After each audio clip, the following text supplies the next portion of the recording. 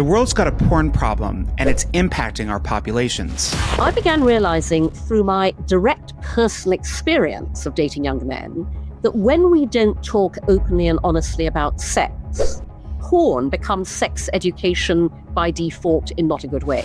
Silicon Valley is completely hypocritical when it comes to this whole area. I and my tiny team fight a battle every single day, basically because every piece of business infrastructure any other tech startup takes for granted. I can't, the small print always says no adult content. They will not fund Make Love Not Porn, a business whose mission is to ultimately help end rape culture globally. But they will pour billions of dollars into OpenAI, and they will see nothing wrong with announcing that ChatGPT is now going to sext with verified adults, which, as we all know, has the potential to go massively off the rails for children and young people in a very big way. Bitdefender, the cybersecurity company, did a survey of 19,000 parents worldwide that identified that the average age at which children first stumble across hardcore porn online is 6 years old. And today, when you talk to your child about sex, no matter how early, you must also at the same time talk to your child about porn. We've been on this trajectory of porn proliferation for decades, and now AI is likely going to speed it up. What are some of the serious social implications that might come as a result? Honestly, the solution to pretty much every societal ill is... The world's got a porn problem, and it's impacting our populations. I'm Bradley Sherman, and this is Population Next. And on today's episode, we're with Cindy Gallop. She's the founder of a movement called Make Love Not Porn and the soon-to-be-released Make Love Not Porn Academy. Cindy, welcome to Population Next. Thrilled to be here. You've often said that the world's default setting on sex is shame, but shame is often a system and one that's been built over time, often reinforced. What made you want to blow that up? So honestly, Bradley, it was a complete and total accident. I did not consciously and intentionally set out to do anything I very bizarrely find myself doing now. My business, Make Love Not Porn, came about because I date younger men. They tend to be in their 20s. And 18, 19 years ago, long before anybody else realized this, I began realizing through my direct personal experience of dating younger men that when we don't talk openly and honestly about sex, porn becomes sex education by default in not a good way. I'm a naturally action-oriented person. I went, right, gotta do something about this. And so nearly 17 years ago now, purely at the time as a little side venture, I put up on no money a tiny clunky website at makelovenotporn.com that in its original version was kind of a public service announcement. Porn world versus real world. Here's what happens in the porn world. Here's what really happens in the real world. I launched Make Love Not Porn at the TED conference in 2009. I became the only TED speaker to utter the words, "come on my face" on the TED stage several times. The talk went viral as a result. And it drove this extraordinary global response to my tiny website that I had never anticipated. Thousands of people wrote to me from all around the world, young and old, male and female, straight and gay, pouring their hearts out, telling me things about their sex lives and their porn watching habits they'd never told anyone before. And I realized I'd uncovered a huge global social issue. And so that was when I turned Make Love Not Porn into a business designed to do good and make money simultaneously, which is what I believe the future of all business should be. And so I turned it into what we are today, which is the world's first and only user-generated, 100% human-curated social sex video sharing platform. So we're kind of what Facebook would be if it allowed you to openly, healthily, socially, sexually self-express, which it clearly doesn't. The way to think about us is, if porn is the Hollywood blockbuster movie, Make Love Not Porn is the badly needed documentary. We are a unique window onto the funny, messy, loving, wonderful sex we all have in the real world. And to your question, what we're doing is we are socializing, normalizing, destigmatizing sex. taking the shame, guilt, and embarrassment out of it, bringing it out of the shadows into the sunlight to promote consent, communication, good sexual values and behavior. We are literally sex education through real world demonstration. So, Cindy, how do you battle back against the proliferation of online porn, which is a multi-billion-dollar industry now, existing for what, about 30 years since we've really had proliferation of the internet, and now this emerging AI porn relationship type event that is starting to emerge right now. And what does it say about us if that's the primary way that young men in particular, but I'm sure some young women too, are receiving their information about sex? So, first of all, I have to say that everything you're talking about enrages me because Silicon Valley is completely hypocritical when it comes to this whole area. I and my tiny team fight a battle every single day, not even to grow Make Love Not Porn, just to keep it going. Basically, because every piece of business infrastructure any other tech startup takes for granted. I can't, the small print always says no adult content. I can't get funded. I can't get banked. Earlier this year in 2025, Make Love Not Porn was debanked 3 times in 2 months. Got to be some kind of record. I'm happy to report we found a 4th bank that welcomed us, so we're now okay. Every tech service I need to use to operate a video platform, hosting, encoding, encrypting, the terms of service always say no adult content. My 2 biggest business growth inhibitors are A, payments. PayPal, Stripe, mainstream fintech won't work with adult. B, I can't promote and advertise Make Love Not Porn anywhere. All platforms ban us. But the hypocrisy comes from the fact that, as you may have seen, literally 2 days ago, Sam Altman announced that, OpenAI is now going to permit ChatGPT to basically have sexting conversations with verified adults.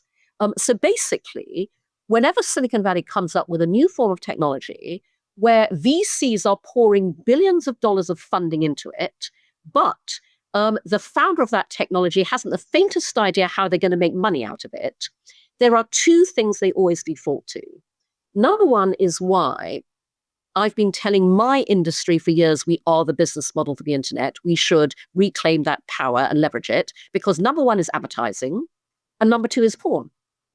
And so, I've been rejected by Silicon Valley VCs and investors for 17 years now. They will not fund Make Love Not Porn, a business whose mission is to ultimately help end rape culture globally. But they will pour billions of dollars into OpenAI, and they will see nothing wrong with announcing that, ChatGPT is now going to sext with verified adults, which, as we all know, has the potential to go massively off the rails for children, young people in a very big way. So it absolutely infuriates me. So how does this work where we've got effectively, let's call them moral gatekeepers in Silicon Valley, whose morals are very suspect when it comes to making money? Like, how does that jive with what reality is?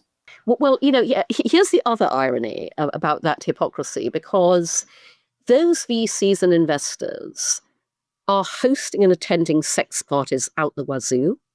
They are hitting the orgy tent at Burning Man. They are proudly declaring themselves polyamorous, but they will not fund anything to do with sex. And what this boils down to is, my biggest obstacle in that funding world is the social dynamic I call fear of what other people will think, which operates around sex unlike any other area. My challenge finding investors is and always has been that I know that my investors are out there, and there are a ton of them. And there are a ton of them in every country in the world, by the way. They are impossible to find by conventional means because they all have one thing in common. Your willingness to fund Make Love Not Porn is entirely a function of your personal sexual journey. It's a function of your personal lens on sex and sexuality that's been shaped by your own experience of it. And obviously, I have no way to research and target for that. Not least because sex is the area where you cannot tell from the outside what anybody thinks on the inside. The people who look like they would totally get it don't. The people who look like complete prudes do. And that is why my fundraising strategy has to be, I put what I'm doing out there all the time across all my social channels. I do every media interview master. I go on every podcast I'm invited on because I have to make synaptic connections happen that will attract those investors to me. This is a long, slow, painful, highly inefficient process, but every so often it works. So imagine for me, if you will, we've been on this trajectory of porn proliferation for decades. And now AI is likely going to speed it up. What are some of the serious social implications that might come as a result? We've already seen this kind of breakdown of relationships within couples that might be attributed to this. What else might we see in the coming years? I'm going to respond to that by highlighting the solution that I'm about to launch, because, I'm a great believer in communication through demonstration. Don't say it, be it, do it, show it. So I am taking our mission at Make Love Not Porn as far upstream as possible, because parents and teachers began reaching out to me from day one of Make Love Not Porn all those years ago, begging me for the 0 to 18 and beyond sex education extension of what we do. And so 10 years ago, I came up with the idea of makelovenotporn.academy, which is an aggregation hub for the best of the world's sex education content that is already out there, but is currently being blocked, censored, and deplatformed everywhere. And by the way, I came up with this 10 years ago because that's how long investors have refused to fund this. So I raised a small amount of equity crowdfunding last year. I raised some bridge funding to enable me and my tiny team to design and build makelovenotporn.academy. We are about to launch this in a couple of months' time. But this is really important because our mission at Make Love Not Porn Academy is to organize the world's sex education information to make it universally accessible and useful.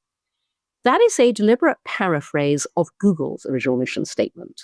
Organize the world's information to make it universally accessible and useful, because today, in this area, Google is not doing that. The algorithm itself is censoring, it's biased. Parents and teachers tell me all the time that they cannot find the resources they need when they search for them. And so we are building the Google of sex ed.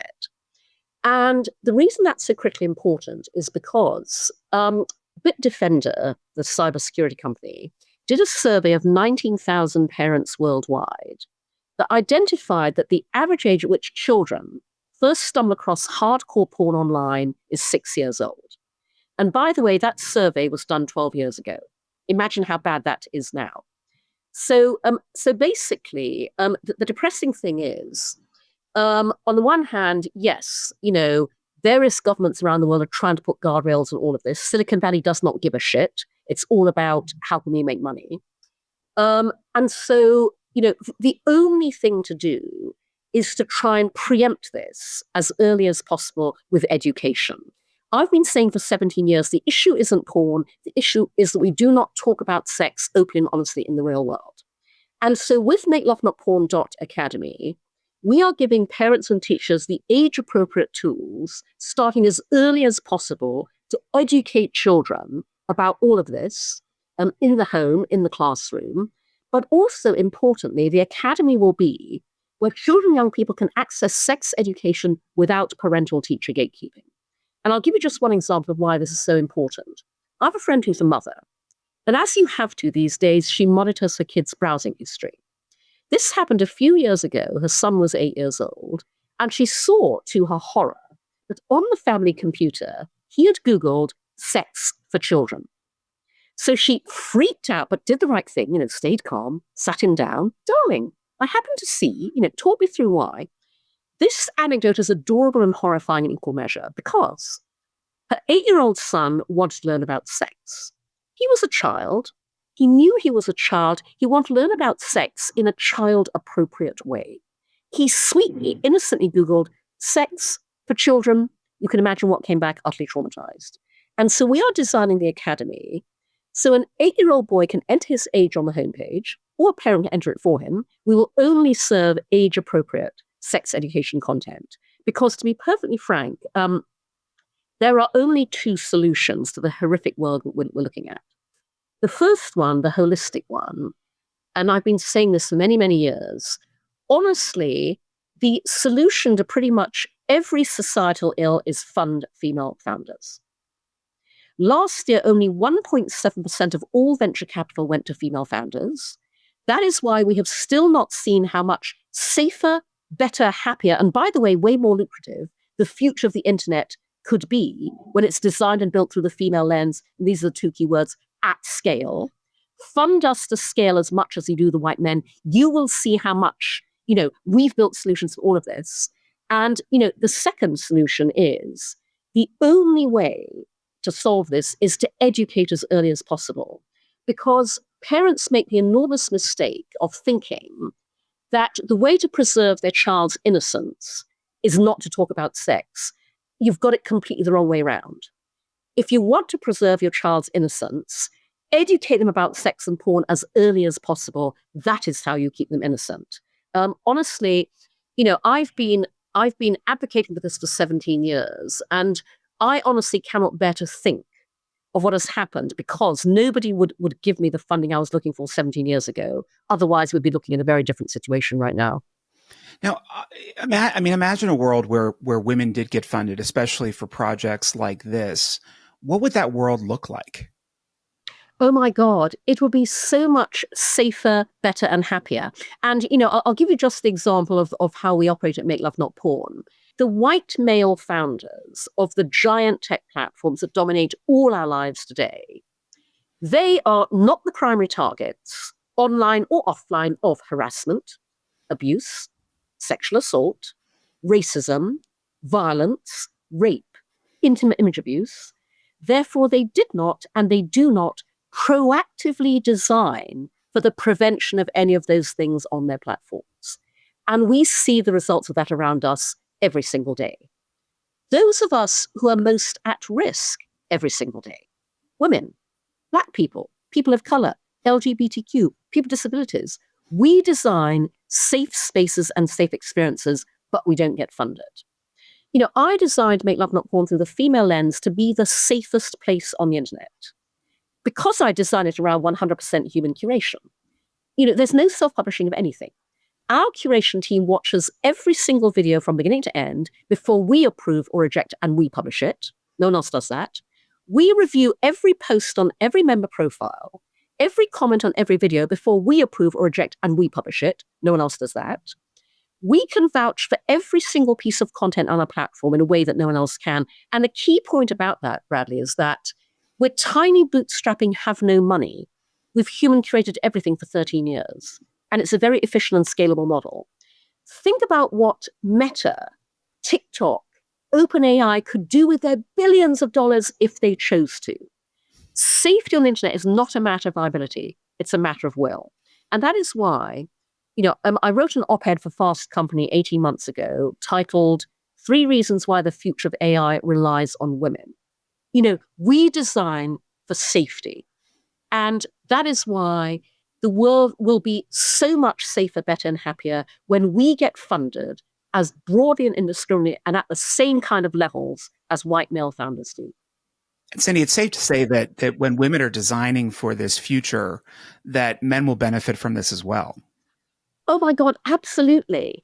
I say to men, we live in a world where the default setting is always male. Men, you have no idea how much happier you will be living in a world that is 50-50 equally informed, designed, and influenced by all of us. Absolutely. And as you're trying to build this and trying to expand it, thinking about what the world would look like if you had that fair shot at building, a sex ed platform, where do you see this reaching? Is it every home? Is it every nation? Is it truly a global phenomenon? Yeah, it absolutely is. First of all, as I said, our ultimate mission at Make Love Not Porn is to help end rape culture globally. And we're a global platform. We have traffic members, Make Love Not Porn stars from over 200 countries and territories. Now, that may sound like a very big mission, but we have 13 years of proof of concept at a micro level. We help end rape culture by doing something very simple no one else is doing. We show you how wonderful great consensual communicative sex is in the real world. Our social sex videos role model good sexual values and behavior. And the key point is we make all of this aspirational versus what you see in porn and popular culture. One man left a comment saying, "This video makes me want to be a better man in the bedroom and in life." And obviously, Make Love Not Porn Academy is us taking our mission to help end rape culture globally as far upstream as possible with education on good sexual values and behavior that begins in the home. So yes, with millions of dollars behind what we do, we can absolutely have a dramatic impact and we can drive dramatic social benefit globally. I know that we can do that. The only thing holding us back is lack of access to capital. Now, Cindy, I know that we've got parents that watch this show and are very interested in the demographics of things, but they're also interested in the data of things. And one of the things that I can imagine people are going to ask me, so let's answer it today, is who's behind the academy? Is it academics? Is it scientists? Is it psychologists? Who's actually building this with you? That it can be a trusted source of information, because trust is fleeting these days. Sure. So first of all, Bradley, Make Love Not Porn Academy, as with everything we build, operates our unique model of what I call the human curation layer on top of the internet. Our curation team vets every single educator and every single piece of content. And in a world that is full of AI slop, that is how you build trust. And by the way, our criteria are broad. On Make Love Not Porn at the moment, your video must be legal, consensual, and real. Beyond that, anything goes. We exist to celebrate the full glorious spectrum of human sexuality. For the Academy, your content must be educational, fact-based, and non-judgmental, and then we'll accept it. So the second thing people need to be aware of is that, as I said, astonishingly, investors have refused to fund Make Love Not Porn Academy. The world could not need what we're building more badly today. The Google of sex said, nobody will fund it. And by the way, if there are listeners today who really get the power of what we're building, and by the way, the huge financial opportunity, because very straightforwardly, when I prove that I can operate a safe sex education platform completely securely, safely, giant ed tech company buys it from me for a shit ton of money. So the path to exit is very clear. Investors, hit me up, Cindy at makelovenotporn.com. But also, where we're drawing the content from is in the 17 years that I've been working on Make Love Not Porn, I built up a huge network all around the world of brilliant sex educator friends who face all the same challenges I do. So it's very important for our audience to know that sex educators, their content is being blocked on Facebook, Instagram, TikTok. Their accounts are getting suspended. They are banned for promoting themselves. They cannot get this enormously valuable work out into the world. And so in the first instance, we've invited all of the sex educators that I consider the gold standard in their relevant spheres of expertise. Where we're at the moment is we've just completed the build for the Academy platform. We have over 100 brilliant sex educators handpicked by us on standby. We're about to invite them into a private beta to populate the platform. By the way, I confidently predict that stage is going to be a bit like herding cats. So essentially, as soon as we have all their content on the Academy, we're going to test the hell out of it. Then we're going to go live. But I can't give you a date on that. From our perspective, it's as soon as possible, but we have to get everybody, to upload all of their content on there first. But I can tell you that we have picked the gold standard of educators. And this is about quality, first and foremost, rather than quantity. Well, we'll certainly keep our eyes open for it. I obviously we're going to have to wait, though, at least a couple months until it's live. So I always like to make sure that our listeners, our viewers on YouTube, hear from the experts about, the things they should do today until these solutions are built. So if you're talking to a parent today about sexual education, especially with their children, especially those raising, young boys who seem to be at risk right now, of going down the wrong path, what would you say to them? Like, what are the 3 things that you would do as a parent to initiate these conversations, as you suggested, early and often? Sure. So the first, so three actions. The first is, number one, go to makelovenotporn.academy. You'll see a place there to enter your email to be notified when the academy launches, and it will be in the next couple of months. So number one, do that. Number two, I'm going to share with you the advice that I've been giving to parents for 17 years, which they found very useful. And by the way, when we launched Academy, I'm going to turn this into a mini masterclass of my short form videos across the whole spectrum of education. But I'm a big fan of radical simplicity. I like to keep things very simple. So here are what you must do as parents. Number one, you cannot begin talking to your child about sex too early. And when I say that, I don't mean literally talk about sex. What I mean is the very first time your child asks where babies come from, plays with their genitals, the most important thing isn't even what you say as much as how you say it. Never, ever get visibly flustered. Never get embarrassed, never shut them up, change the topic, leave the room. Instead, answer them calmly, straightforwardly, honestly, because by doing that, you immediately open up a channel of communication between them and you on this topic that will be there for them for the rest of their lives. I'm not a parent by choice, but I do know the one thing every parent wants is for their child to be happy.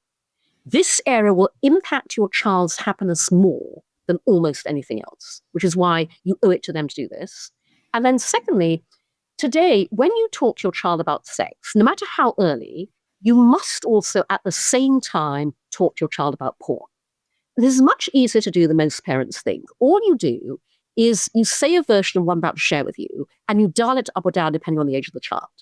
You go, so darling, we just talked about sex. And you know how together we watch movies and videos and cartoons where things happen that aren't real. Well, there are also movies and videos about sex, and they're not real either. And because of that, they can be quite confusing. So we'd rather than watch them till you're older. But if anyone ever shows you anything like that, or you stumble across it, come and talk to us, come and talk to me, I can explain it. That's all you have to say. You can end that conversation right there, because just by saying that, you've done two very important things. The first is you've set up in your child's mind when they stumble across porn, as they will, it's not real. And the second thing you've done is you've said, come and talk to me about it. You want them to do that because what they stumble across is likely to be utterly traumatizing. And then the third thing I want to share with our listeners, Bradley, is for years, parents have been buying their teenage children subscriptions to Make Love Not Porn because they tell us, I want my kids to see what happy, healthy, loving sex relationships actually look like. Very interestingly, in the past year, those messages have become much more frequent and much more desperate. So a mother wrote to us a few months ago and said, I've just discovered my 12-year-old son is watching Pornhub. I would much rather he watched Make Love Not Porn. I know he's underage. Can we find a workaround? Now, at Make Love Not Porn, we are more legal than legal. We are for 18 and over. But our policy is parental judgment trumps that. As a parent, you know what's right for your child. As a parent, you can join Make Love Not Porn, sign up as an adult. You are then free to gift a subscription to anybody you want. That mother's gifted a subscription to her 12-year-old son. Another mother wrote to us and said, I have 3 teenage sons. I want to gift them all subscriptions. Do you have a family plan? And I said to her, oh my God, we have to come up with a family plan. Earlier this year, the Times in the UK ran an article about the importance of educating your children about sex. The journalist interviewed a mother who said, my 12-year-old son was about to go off to boarding school. I knew he'd grow up very quickly there. I bought him a subscription to Make Love Not Porn. She said, I wanted to get out ahead of what he'd learned in the dormitories.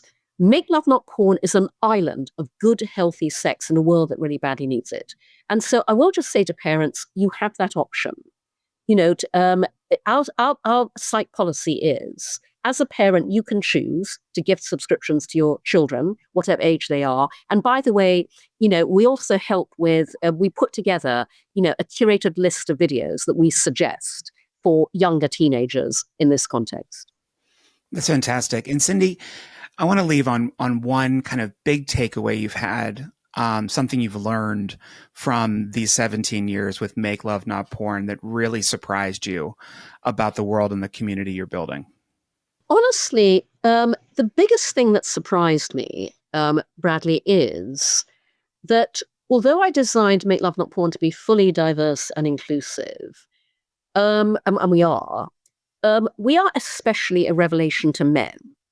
And this is a very profound insight because more men send us grateful emails, leave appreciative comments, and this is men of all ages, teenage boys, etc., because we are something utterly unique that men will find nowhere else on the internet, which is a safe space where men can be and watch other men being open, emotional, and vulnerable around sex.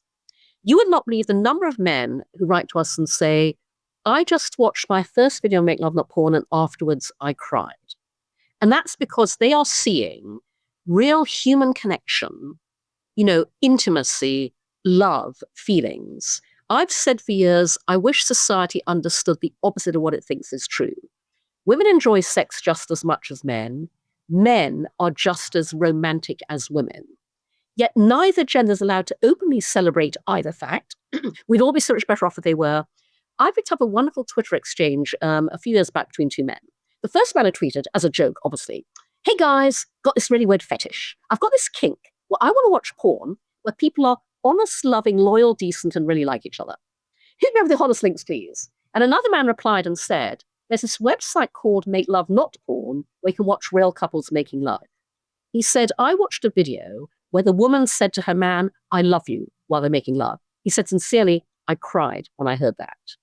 We are one of the solutions to toxic masculinity. We are the antithesis of Andrew Tate. That has honestly been surprising to me, but it's why I want to scale our impact to reach so many more boys and men, because we are the solution, part of the solution to the male loneliness epidemic. We bring people closer together in the real world. And Cindy, it's a fantastic mission. Thank you so much for joining me today on Population Next. It's been an absolute pleasure. An absolutely incredible conversation with Cindy Gallop. If you want more information about her work at Make Love Not Porn, I've included the link in the show notes below. As always, help us grow by liking and subscribing to this channel. And if you want to dive deeper into our demographic future, I encourage you to subscribe on my Substack. It's at populationnext.com. That's populationnext.com.